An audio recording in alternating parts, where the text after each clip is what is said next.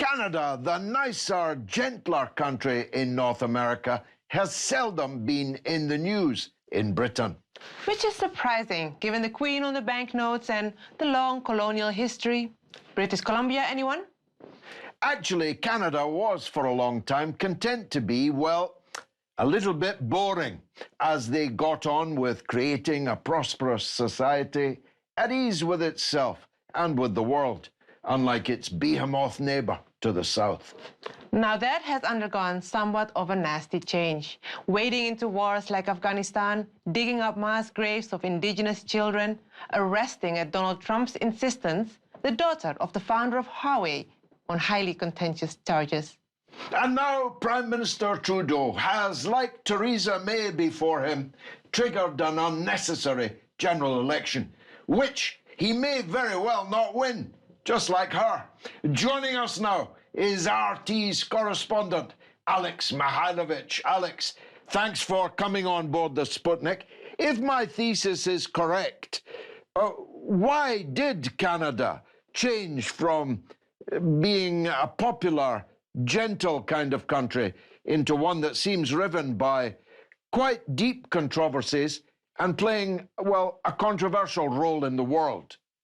Well, there was a popular show in the 90s in Canada called Kids in the Hall. There was a little skit where one of the characters meets a boy in the Philippines, and the guy's like, "Oh, you're American, you're American." And the Canadian says to him, "No, we're like Americans, but without guns. I'm a Canadian." Well, that no longer stands. We've changed the way that we act in this world.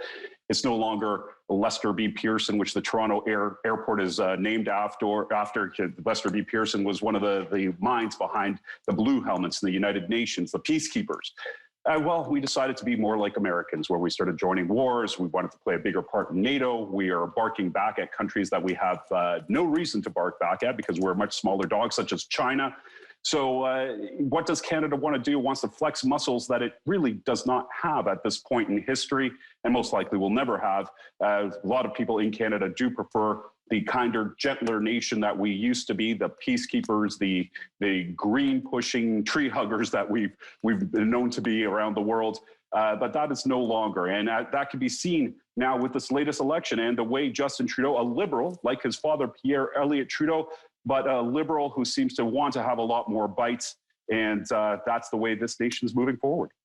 Well, he's a liberal in the sense he chooses his pronouns perfectly.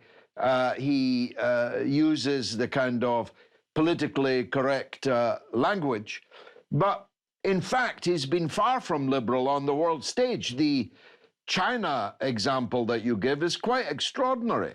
I mean, I can think of almost any Canadian Prime Minister who would simply have ignored Donald Trump and let the Miss Huawei fly out the country. Oh, absolutely. I think a lot of people think that Miss Meng Wanzhou should have just slipped through the Canadians' fingers, and that's exactly what should have happened. She was arrested at Vancouver Airport at the request of the United States under Donald Trump.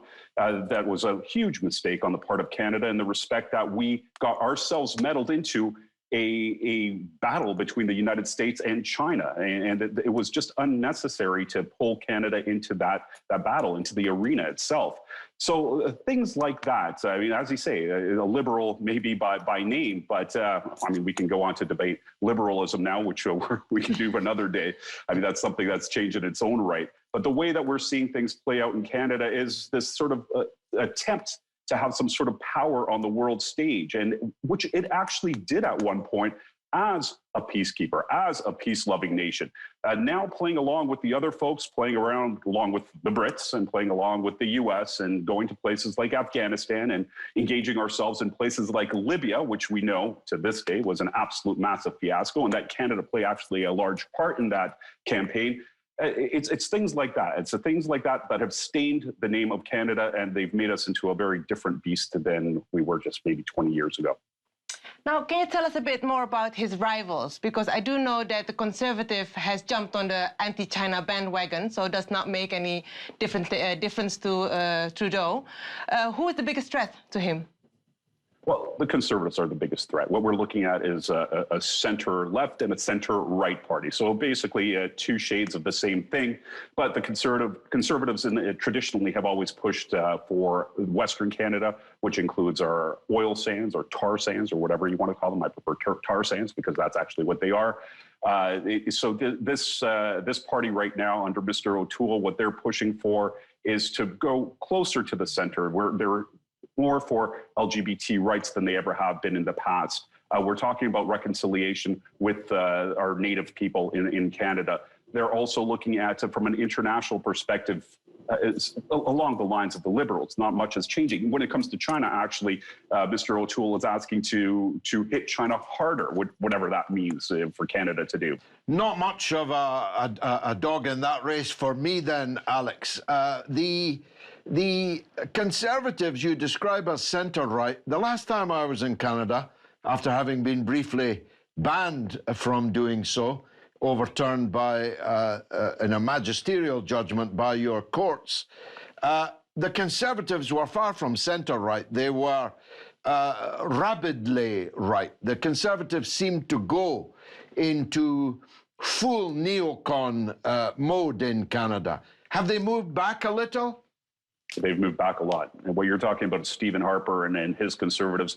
I used to work for a right-wing network in Canada. They called us Fox News North, and we were right under the thumb of Parliament Hill and the Prime Minister's office. So I know very well what that looked like and what our instructions were to report on. Believe it or not, that's how far it went. It went all the way into the journalists and what we were supposed to say and what we were not supposed to say and how we wanted to represent the Prime Minister's office. So the Harper government was a very different beast. It was, as you mentioned, neocon. Again, I have to go back to Libya because I think that's one of the worst campaigns that the West has ever entered into. What we did to that country is absolutely inexcusable. And Stephen Harper and some people under him, including Peter MacKay, who was the Minister of Defense, I believe, at that point, they were active in what happened in Libya. Why did Trudeau go for this election, and how do you think it's playing out?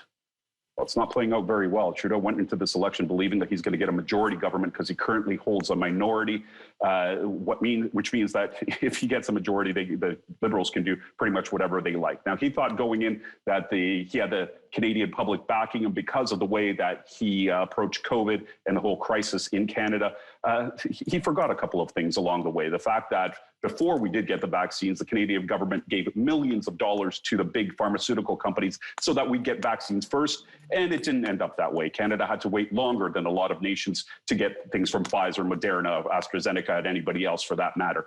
So that really, I don't know why he was sort of counting his blessings with that, because that really didn't work out for him. And there's also many scandals that are still haunting him that aren't going to go away. There are multiple pictures of him in blackface, and the SNC-Lavalin scandal, which basically was a conflict of interest scandal that now people are saying that to this day that the government has tried to suppress, that the government has suppressed the Royal Canadian Mounted Police investigation, and that the other party leaders, now especially Mr. O'Toole, are demanding that this comes to light and that the RCMP be allowed to investigate this scandal, which was in the millions upon millions of dollars, and that there was some sort of insider movement going on within the government. That at least is the accusation. Now, lastly, Alex, you and I have spoken before about this subject. The finding and the exhumation of these mass graves of children in church schools,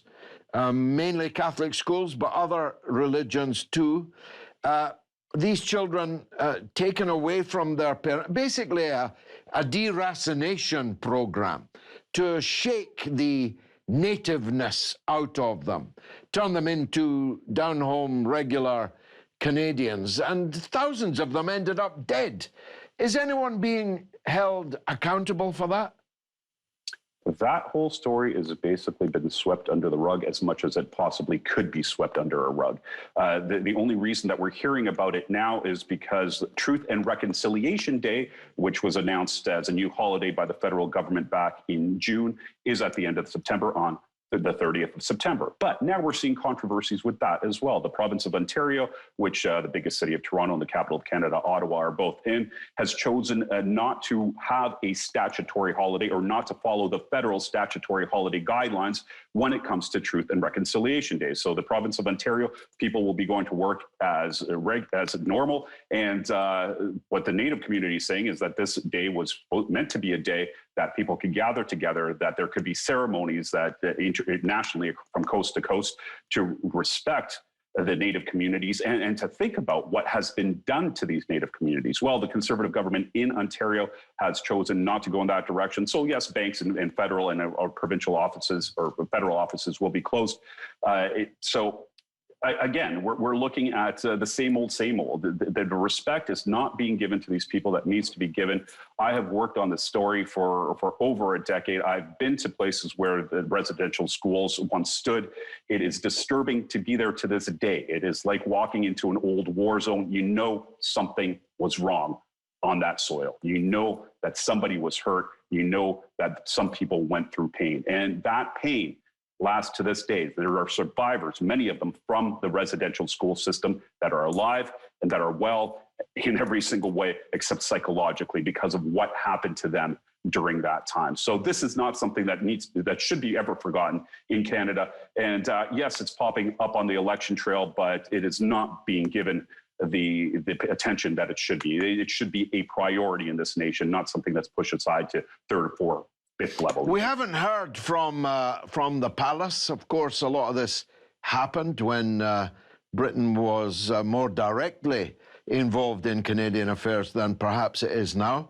We haven't really heard from the church, not from the Pope, I don't think, at least not fully.